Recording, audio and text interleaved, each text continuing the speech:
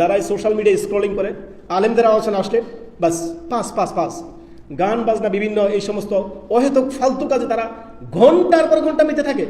আলেমদের আলোচনা আসলে ফাস ফাস ফাস, সুবহানাল্লাহ ইয়া রব। অতএব যেইখানে কোরআনের আলোচনা হয়, যেইখানে রাসূল সাল্লাল্লাহু আলাইহি ওয়াসাল্লামের হাদিসের আলোচনা হয়, আপনি মনোযোগ সহকারে শুনেন।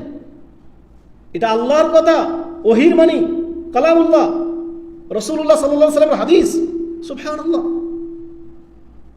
আপনার কাছে কত গুরুত্ব হওয়া দরকার, সুবহানাল্লাহ সুবহানাল্লাহ।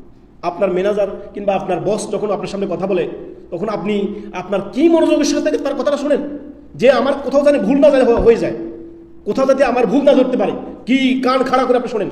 অথচ আল্লাহর কথা যাচ্ছে, রাসূল সাল্লাল্লাহু আলাইহি ওয়াসাল্লামের কথা যাচ্ছে, আল্লাহর আয়াত যাচ্ছে, নবী সাল্লাল্লাহু আলাইহি ওয়াসাল্লামের কথা যাচ্ছে, আপনার কোনো ভ্রুক্ষেপ নেই ওইদিকে, কোনো মনোযোগ নেই, সুবহানাল্লাহ। এমনটি হবে না। অতএব আমরা যেখানেই কোরআনের আলোচনা হবে, কোরআন সুন্নাহর আলোচনা হবে, মাহফিল হবে, বা আপনার কোরআন হাদিসের আলোচনা হবে, মনোযোগ সহকারে শুনবো। এতে করে অবশ্যই কিছু না কিছু উপকার আমার ফায়দা হবেই হবে। বারাকাল্লাহু ফিক।